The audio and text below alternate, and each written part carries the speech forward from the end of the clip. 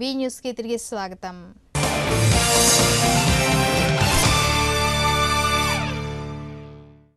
అనుమానంతో కట్టుకున్న భార్యను హత్య చేసిన కేసులో నిందితుడైన భర్తను ఒంగోలు తాలూకా పోలీసులు అరెస్ట్ చేశారు. తాలూకా పోలీస్ స్టేషన్లో విలేకరుల సమావేశం ఏర్పాటు చేసి డీఎస్పీ గుంటుపల్లి శ్రీనివాసరావు కేసు వివరాలు వెల్లడించారు. ఇందిరమ్మ కాలనీలో నివాసం ఉండే చిట్టి రమాదేవి భర్త చక్రవర్తి ఆమెపై అనుమానం పెంచుకుని హత్యకు పాల్పడినట్లు డీఎస్పీ తెలిపారు. నిందితుడిని విచారించి న్యాయస్థానంలో హాజరుపరుస్తామన్నారు. ఈ సమావేశంలో తాలూకా సీఐ గంగా వెంకటేశ్వర్లు, ఎస్ఏ సురేష్ పాల్గొన్నారు. ఇందిరమ్మ కాలనీ 3వ లైన్లో చిట్టి రమాదేవి వైఫ్ ఆఫ్ చక్రవర్తి అనే ఆమె సుమారు 32 సంవత్సరాల వయసు ఉంటుంది. ఆమె అనుమానాస్పద స్థితిలో ఆమె ఇంట్లో మరణించింది. తదుపరి ఈ కేసు దర్యాప్తులో భాగంగా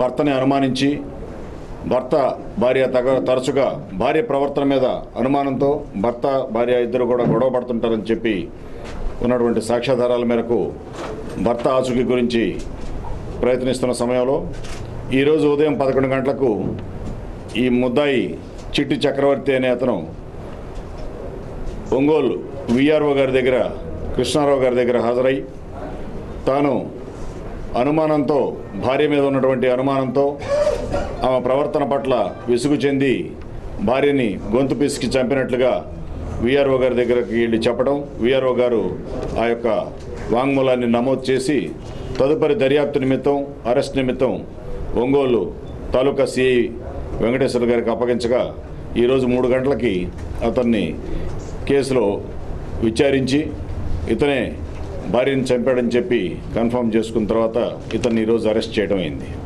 ఎంతో కాలంగా నగరంలోని ఆటో డ్రైవర్లు ఎదురు చూస్తున్న ఆటో స్టాండ్ కళ నెరవేరింది.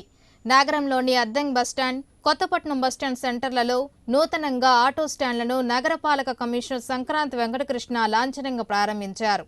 అద్దంకి బస్టాండ్ వద్ద సిఐటియు ఆధ్వర్యంలో బహిరంగ సభ ఏర్పాటు చేసి ప్రభుత్వానికి కృతజ్ఞతలు తెలియజేశారు.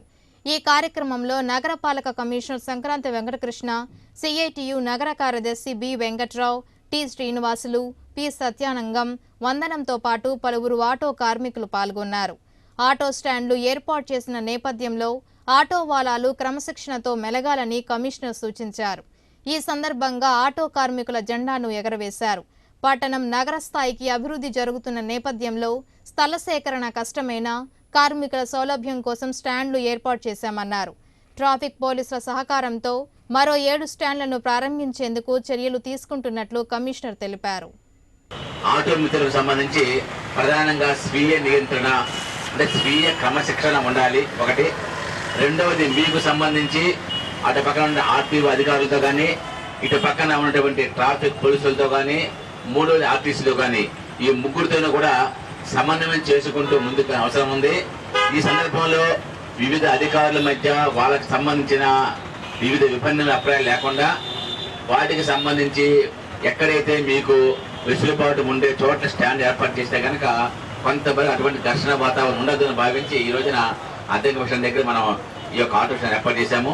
తప్పనిసరిగా కార్మిక మిత్రులందరికీ కూడా కార్మికులందరికీ కూడా మంచి ఉపాధి కలిగించేటువంటి, ఆనందంగా నివసించేటువంటి మంచి పట్టణంగా ఒంగోలు అనేటువంటి ఒక మంచి పేరుని మేము నిలబెట్టుకోవాలి. మీరు కూడా అంత స్వీయ నియంత్రణతో మంచిగా ఉంటూ తప్పనిసరిగా మీ కుటుంబాలని పోషించుకుంటూ ఆర్థికంగా మీరందరూ కూడా పైకి రావాలని ఈ సందర్భంగా విశేషంగా కృషి చేస్తున్నటువంటి సిఐటియు యొక్క నాయకత్వానికి ముఖ్యంగా అభినందన తెలియజేస్తూ, కానిస్టేబుల్ జైలు వార్డన్ల ఎంపిక ప్రక్రియ తుది దశకు చేరింది.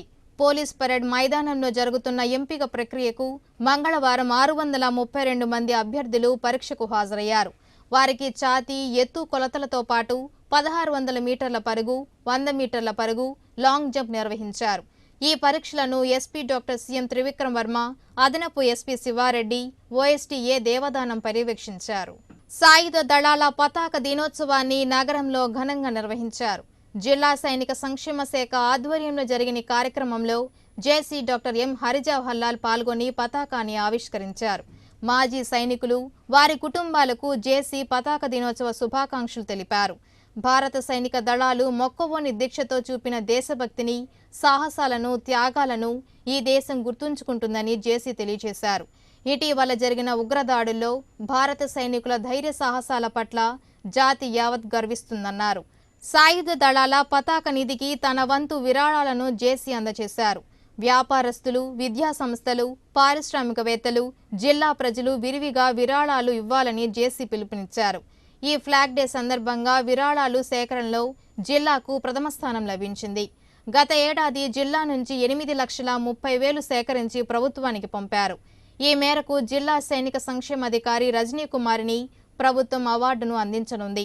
ఈ కార్యక్రమంలో SC corporation ED doctor B Ravi, Tanneeru Ramanaiah, మాజీ సైనిక ఉద్యోగులతో పాటు కార్యాలయ సిబ్బంది పాల్గొన్నారు.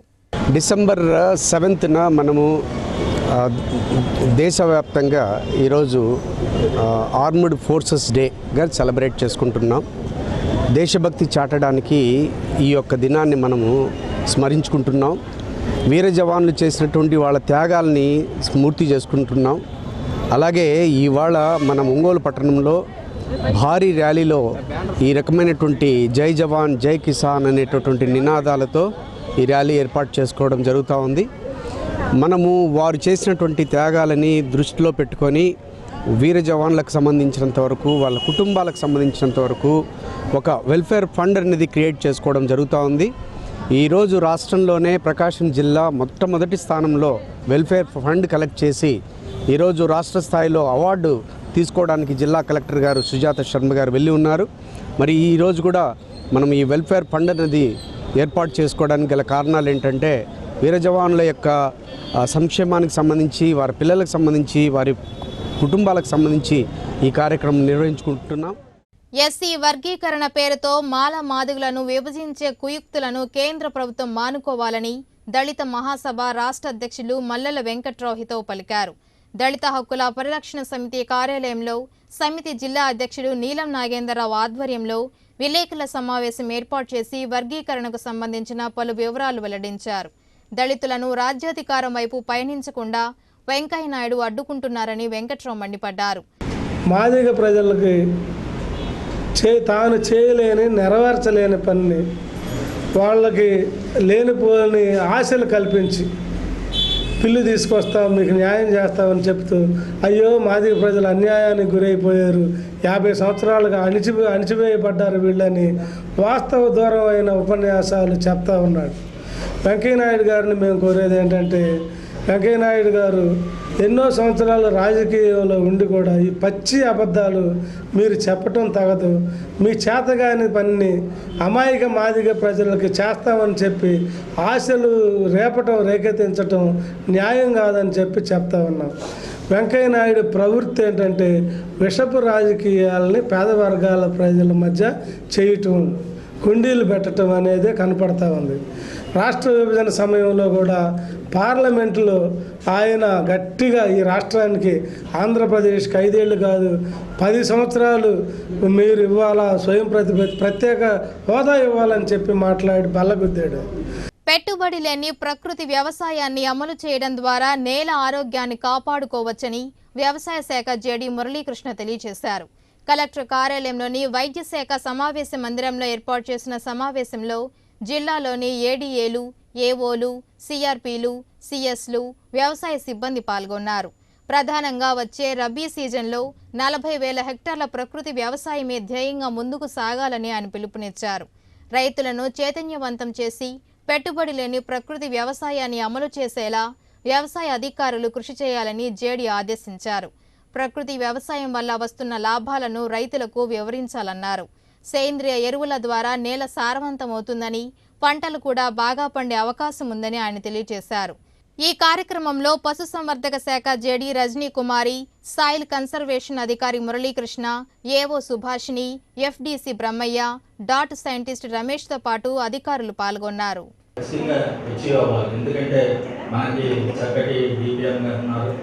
ప్రతిదీ కూడా మనకి ఏమైతే గవర్నమెంట్ నుంచి ఇన్స్ట్రక్షన్స్ వస్తున్నాయో దానికంటే కూడా యాక్టివ్గా ఉండి మరి మన మేడం గారు పనిచేస్తున్నారు.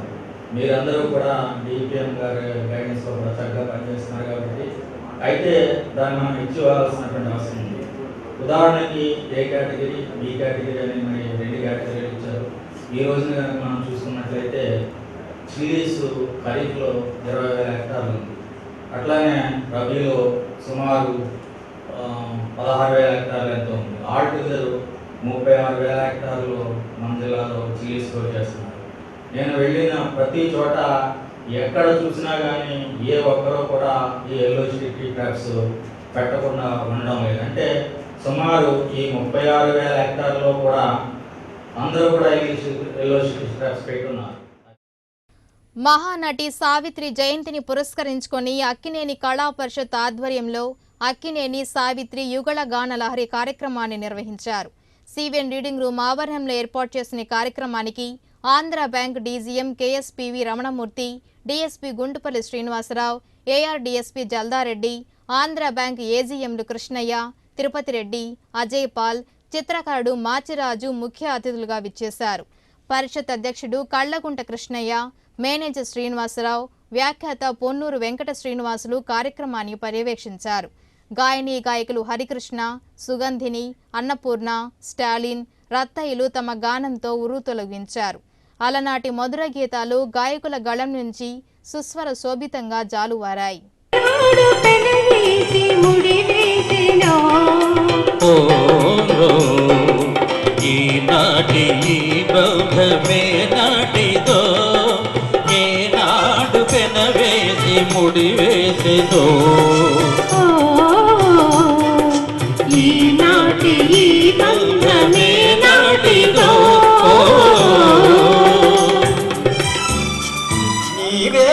నన్ను తలచినది నీవే, నన్ను పిలిచినది నీవే, నా మదిలో నిలిచి హృదయము కలవరపరచినది నీవేనా.